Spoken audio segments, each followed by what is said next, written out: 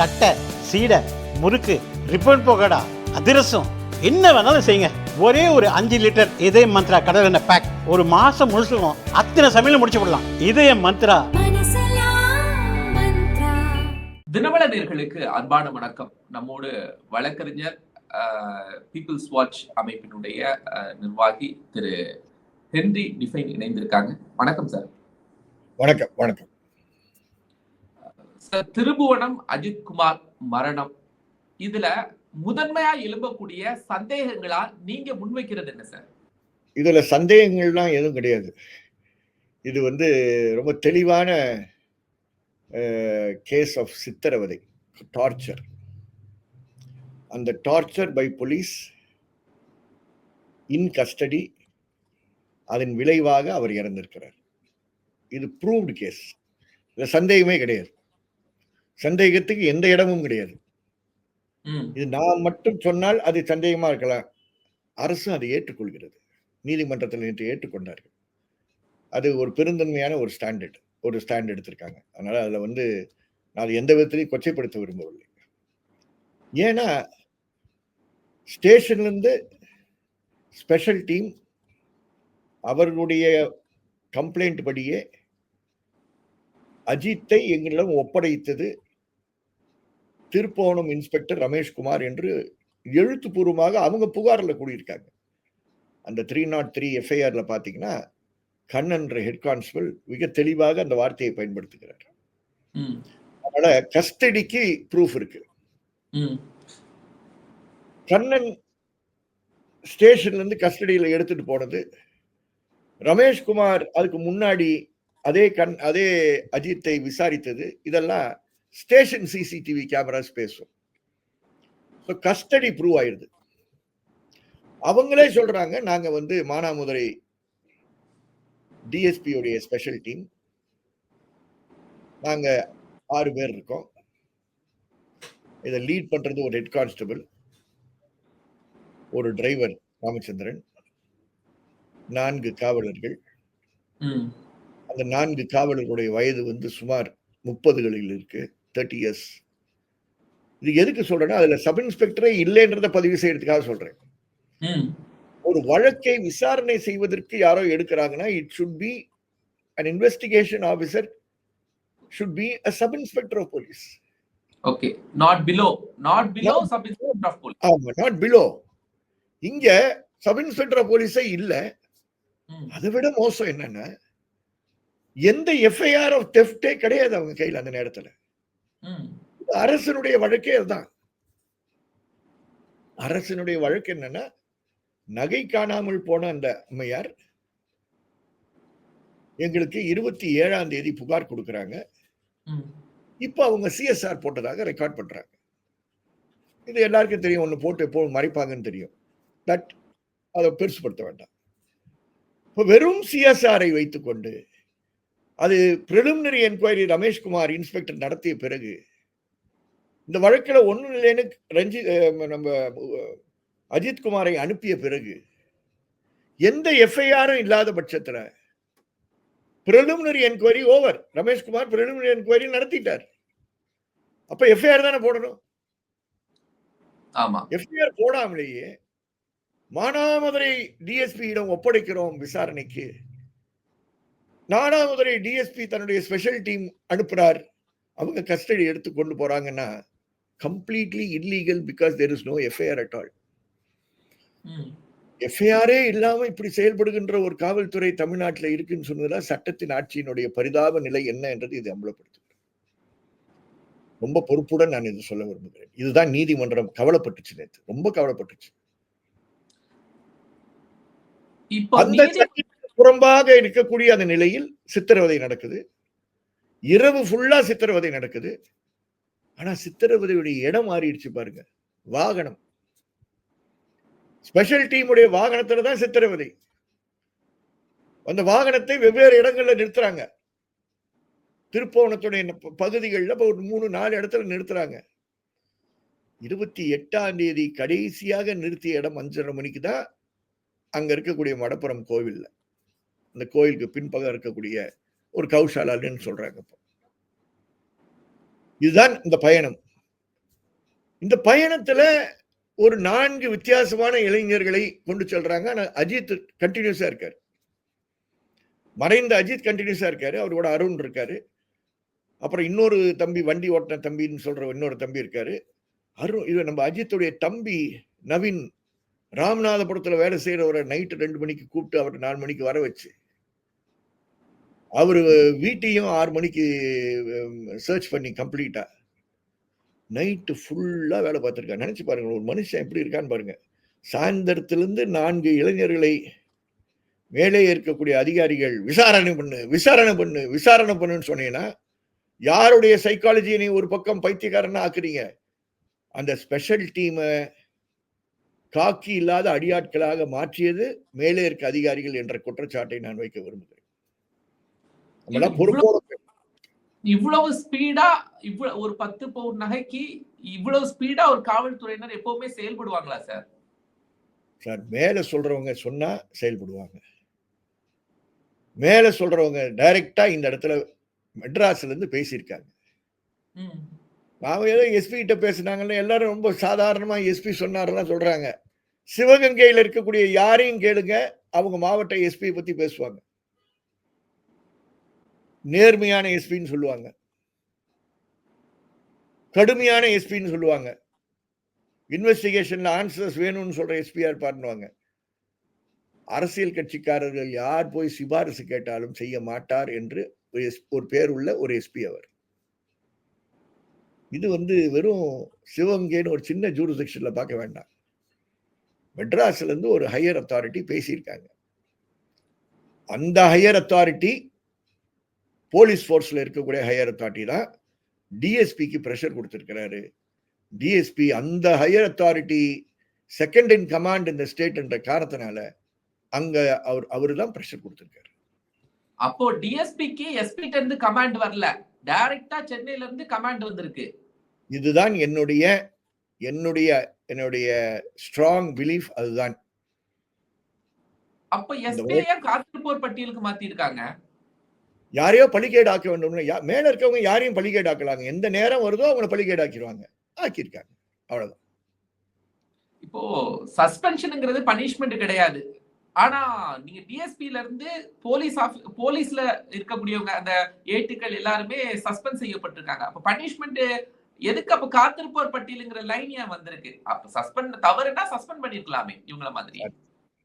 காலையில கோர்ட்ல ஆர்குமெண்ட்ஸ் நடக்குது. நேற்று நீதிமன்றத்துல வெவ்வேறு கமெண்ட்ஸ் வருது, சரியான கமெண்ட்ஸ் வருது. Principal of command and responsibility சார்ந்த கமெண்ட்ஸ் வருது. யார் கமாண்ட் கொடுக்க அந்தஸ்தில் இருக்கிறீர்களோ நீங்கள் ரெஸ்பான்சிபிலிட்டி எடுக்கணும்ன்ற பிரின்சிபலை பேசுறார்கள். நான் சொல்றேன், நான் தான் அதை எழுத்து வைக்கிறேன் கோர்ட்ல. அதை உள்வாங்குது கோர்ட்டு. அரசாங்கத்தினர் அதே இது கேட்குது, யார் இதுக்கு ரெஸ்பான்சிபிள், அவர்கள் மேல் நீங்க என்ன நடவடிக்கை எடுக்கிறீங்கன்னு கேட்குது. அப்படி பேசிக்கிட்டே இருக்கிற நேரத்தில் தான் எஸ்பி காத்திருப்போர் பட்டியலுக்கு போறார். நான் அதை அப்படியே சொல்றேன், பிரேக்கிங் நியூஸ் ஜட்ஜ் அப்படின்னு சொல்லிட்டு சொல்றேன். ஆர்கியூ பண்ணிட்டு இருக்கும் போதே எனக்கு பின்னாடி ஜூனியர் சொல்றாங்க, சார் பிரேக்கிங் நியூஸ் சார்ன்றாங்க. இங்க எல்லாம் reactions where to what is going on in the court. நீங்க மேல இருக்க மேல நடவடிக்கை தான் எடுக்கணும், நாங்க காத்திருப்போர் பட்டியலில் போட்டோம் அப்படின்றாங்க. By the end of the hearing கோர்ட்டுடைய கோபம் என்ன நல்லா தெரிஞ்சிருச்சு. சாப்பிட்ற டைம்ல 3 மணிக்கு வாங்கன்னு சொல்றாங்க. இதுக்கு நடுவில் தான் டிஎஸ்பி மேல முதல் ஆக்ஷன் சஸ்பென்ஷன் வருது. இந்த சீக்வன்ஸை மட்டும் சொல்றேன், புரிந்து கொள்வதற்காக சீக்வன்ஸ் எடுத்து சொல்றேன். அதனால அரசாங்கம் ரெஸ்பாண்ட் பண்ணுச்சு. எப்ப ரெஸ்பாண்ட் பண்ணுச்சு? கோர்ட்ல பிரஷர் கொடுக்க ரெஸ்பாண்ட் பண்ணுச்சு. அந்த ரெஸ்பான்ஸுடைய உச்சக்கட்டம் தான் நேற்று மாலை நாம் பார்த்த ரெண்டு நிலைப்பாடுகள். ஒன்று, நீதிமன்றத்திலேயே பொறுப்புடன் வாதாடிய மூத்த வழக்கறிஞர் அஜ்மல் கான் அரசின் சார்பாக சிபிஐக்கு போகணும்னா கூட நீங்க ஆர்டர் போடுங்கன்னு சொல்லிட்டார். ஒரு ஸ்டேஜ் அரசுடைய ஒப்புதல் இல்லாம அதை சொல்லியிருக்க மாட்டார். அரசாங்கம் ரைட்டிங்ல, நீதிமன்றம் ரைட்டிங்ல கேட்குது, இல்ல நீங்க ஆர்டர் போட்டீங்கன்னா கவர்மெண்ட் ஃபாலோ பண்ணும் அப்படின்னு அடிஷனல் அட்வொகேட் ஜெனரல் சொல்றார். மாலை கோர்ட்டை விட்டு வெளியே வரேன், மாலை சேனல்ஸ்ல இருந்து மாட்டிக்கிட்டேன். எனக்கு சொல்லப்படுது சிஎம் மன்னிப்பு கேட்டார் குடும்பத்திடம். சாரி சாரி சாரிமா தான் சாரிமான்றது மன்னிப்பு கேட்டார் தான் அர்த்தம். அது வந்து நல்ல ஜெஸ்டர், அது தப்பே கிடையாது. மன்னிப்புன்றது வந்து யாரும் நான் உங்களை நான் எந்த விதத்திலயோ நான் உங்களை காயப்படுத்தி இருந்தேன்னா சாரின்னு சொல்றது வந்து மன்னித்துங்கன்னு சொல்றது வந்து என்னுடைய உயர்ந்த நோக்கத்தை தான் எடுத்து காட்டுகிறது. ஆனா எல்லாம் தப்பும் கிடையாது. தமிழகத்துல பாதிக்கப்பட்ட 31 கஸ்டோடியல் டெத் கேசஸ் இருக்கு. இந்த 31 கஸ்டோடியல் டெத் கேசஸ்லயும் மாண்புமிகு முதலமைச்சர் சாரிமான்னு சொல்ல தயாரா இருப்பாரா என்பது என்னுடைய கேள்வி. அவர் சாரிமான்னு சொல்லதை நான் வந்து எந்த விதத்திலையும் நான் கேள்வி பண்ணுவதற்காக நான் பேசவில்லை. ஆனால் சிஸ்டம் தப்பா இருக்கு, அதற்காக சாரிமான்னு சேர்த்து சொல்ல வேண்டிய ஒரு நிர்பந்தம் அவர் மேல் இருக்குன்னு சொல்ல வரேன் நான். இந்த 4 ஆண்டுகளில் அந்த சிஸ்டத்தில் மேல் உங்களுக்கு கண்ட்ரோல் இல்லாமல் போயிடுச்சுமா சாரிமான்னு சொல்ற ஒரு நிலைப்பாட்டுக்கு முதலமைச்சர் வரணும்ன்ற. நான் சொல்றது உங்களுக்கு புரியுது இல்லையா? 4 ஆண்டுகள்ல முதல் முறையா இப்பதான் சாரிமா சொல்லி இருக்கிறாரு, கஸ்டோடியல் ரெஸ்பான்சிபிள் எடுத்துக்காரு. இந்த 4 ஆண்டுகள்ல நீங்கள் இந்த சிஸ்டத்துல தலையீடே செய்யாமல் உங்கள் காதுகளுக்கு சொல்லுகின்ற செய்திகளை மட்டும் உள்வாங்கிக் கொண்டு நீங்கள் செயல்பட்டதின் காரணமாக தான் உள்ளே இவ்வளோ டிகே நடந்திருக்கு என்பதை பொறுப்புடன் உங்களுக்கு சுட்டி காட்டுகிறேன். உங்களை சுத்தி ஒரு ஃபயர் வால் இருக்கு. அந்த ஃபயர் வாலை தாண்டி விஷயங்கள் உங்களுடைய கவனத்திற்கு கொண்டு வரப்படுவதில்லை, வாய்ப்புகள் இல்லை. இதெல்லாம் நான் வந்து தயவுசெய்து அரசியல் பேசுறேன்னு தயவுசெய்து நினைக்க வேண்டாம். நம்ம வந்து மக்களுடைய நலன் கருதி மட்டும் தான் பேசிக் கொண்டிருக்கிறேன். அந்த ஃபயர் வாலை தாண்டி உங்களுக்கு உண்மை செய்திகள் வராத காரணத்தினால்தான் இது போன்ற அவல நிலை ஏற்படுது. 4 வருஷம் அதான் நடந்தது. உங்களுக்கு யார் செய்திகள் கொடுக்கிறார்களோ அந்த மட்டத்தில் இருக்கக்கூடியவர்கள் தான் கமாண்ட் கொடுத்தார்கள் சிவகங்கை மாவட்டத்திற்கு என்பதை நான் இந்த நேரத்தில் குற்றம் சாட்டுகிறேன். நான் சொல்றது வந்து உங்களுக்கு நான் யாரை சுட்டிட்டு இருக்கேன்னு உங்களுக்கு புரிஞ்சுக்குவீங்க. உயர் மட்டத்தில் இருக்கக்கூடிய காவல்துறை அதிகாரி பேசாமல் டிஎஸ்பி ஆக்ட் பண்ணிருக்க மாட்டாரு. இது போன்ற ஒரு டிஎஸ்பி கட்சிக்காரர்களோட, தேர்வு செய்யப்பட்ட பிரதிநிதிகளோட, மாவட்ட பொறுப்புல இருக்கக்கூடிய அதிக நபர்களோட உட்கார்ந்து ஒரு கட்ட பஞ்சாயத்து ஓப்பனா செய்யறாங்கன்னா அந்த கட்ட பஞ்சாயத்து கோர்ட்லயே பேசப்பட்ட கட்ட பஞ்சாயத்து 50 lakhs. ஆமா, அது உண்மையாவே யார் சார் பண்ணாங்க? அந்த திமுக நிர்வாகி தான் செஞ்சாரா? நான் வந்து பொது அரங்கில நீதிமன்றத்துல பேர் சொல்லிட்டேன். பொது அரங்கில வந்து இந்த பேர் சொல்லிட்டு இருக்கிறது அசிங்கமா போயிடும், தவறா பேசிடக்கூடாது. இருக்கு, எனக்கு பேர் எடுத்துறேன். மாவட்ட துணை செயலாளர் செங்கை மாறன் அப்படின்னு ஒரு பேர்ல அடிபடுதே சார். அதான் கரெக்ட். செங்கை மாறன்றது correct. he was physically present. இன்னும் 2 பேர் பிரசன்ட். அவர் வந்து யூனியன் சேர்மன், திருப்பவனத்துடைய செக்ரட்டரி, மடப்புறத்தினுடைய யூனியன் செக்ரட்டரி, இவர்கள் எல்லாம் டைரக்ட்லி இன்வால்வ். அந்த 50 லட்சம் அந்த அஜித்குமார் இறந்த பிறகு பேசியிருக்காங்களா சார்? அந்த 50 லட்சம் எதுக்கு பேசியிருக்காங்க? 29ஆம் தேதி காலையில பேசுறாங்க. வேகமாகுது, டென்ஷன் ஆகுது, வேற வழியே கிடையாது. DMK Sengai Maran, Thiruppuvanam east union secretary Mahendran, Madappuram unit secretary Kaleeswaran, இவர்களோட டிஎஸ்பி, அந்த டிஎஸ்பியோட மற்ற ஊர் தலைவர்கள், இவங்கெல்லாம் இருந்திருக்காங்க. அப்போ மாண்புமிகு முதலமைச்சர் வந்து கட்சி தலைவர் என்ற முறையில முரசொலியில் ஒரு கடிதம் எழுத வேண்டாமா? எனவே உங்க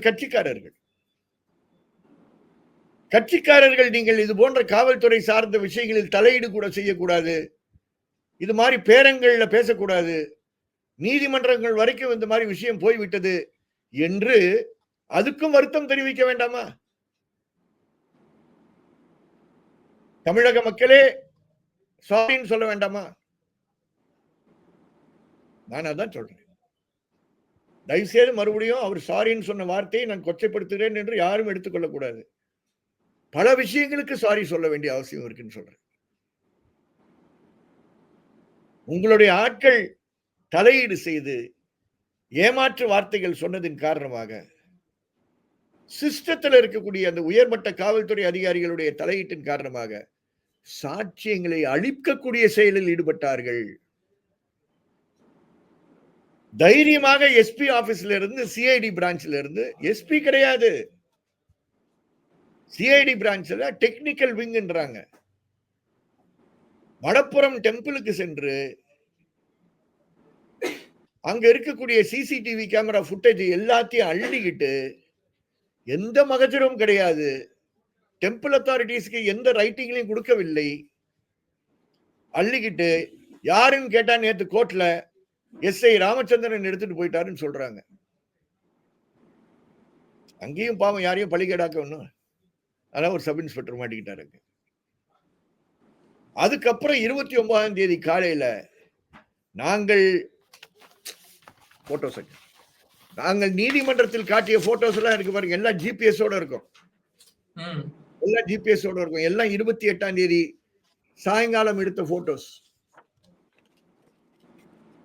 மக்கள் அமைதியாக இல்லாமல் செயல்படுவதின் எல்லாம் ஜிபிஎஸ் லொகேஷனோட இருக்கு. இதெல்லாம் 29ஆம் தேதி நம்முடைய நகர்ப்புறங்களில் ஏழைகள், ஹோம்லெஸ் பீப்புள், ராக் பிக்கர்ஸ் என்ன பார்க்கிறோம், சாக்கு பைய தோக்கல்ல மாட்டிக்கிட்டு அவங்களுடைய வாழ்வுரிமைக்காக, வாழ்வாதாரத்திற்காக இருக்கக்கூடிய பொருட்கள் என்னெல்லாம் கிடைக்குதோ எடுத்து அள்ளி அந்த சாக்கு பையில போடுவாங்க. அது மாதிரி ஒரு ஏடிஎஸ்பி சுகுமாரன் அதே கோவிலுக்கு சென்று நாங்கள் ஜிபிஎஸ் போட்டோகிராஃப்ஸ், ஜிபிஎஸ் ப்ரூஃபோட கொடுத்து லொகேஷனோட கொடுத்திருக்கக்கூடிய அந்த பொருட்கள் எல்லாத்தையும் அள்ளி ஒரு சாக்கு பையில மாட்டிட்டு எடுத்துட்டு போயிருக்காரு. அப்புறம் எதுக்கு ஒரு ஃபொரென்சிக் சயின்ஸ் லெபார்டரி எதுக்குங்க இருக்கு? மகஜர் எங்கங்க எடுத்துட்டு போன பொருட்களுக்கு? இது சாட்சியம் அளிக்கக்கூடிய ஒரு செயல் அல்லவா? இது கான்ஸ்டபிளா செஞ்சாரு, இது ஹெட் கான்ஸ்டபிளா செஞ்சாரு. சாட்சியம் அளிக்கக்கூடிய பணியில் ஈடுபட்டது டிஎஸ்பி. பேச்சுவார்த்தையின் மூலமாக 50 லட்ச ரூபா கொடுக்கறேன்னு சொல்லி 40 லட்ச ரூபா செக்கா கொடுக்குறேன், 10 லட்ச ரூபா காசா கொடுக்குறேன். இது ஒரு டிஎஸ்பி வேலையாங்க? அவர் சஸ்பெண்ட் ஆகணுமா, அக்யூஸ்டா சேர்க்கணுமா? நீங்க சொல்லக்கூடிய நான் கேள்வி கேட்கிறேன், பொதுமக்கள் பதில் சொல்லட்டும். நீதிமன்றத்துல பேசுறதெல்லாம் நாங்க தனியா பேசிக்கிறோம்.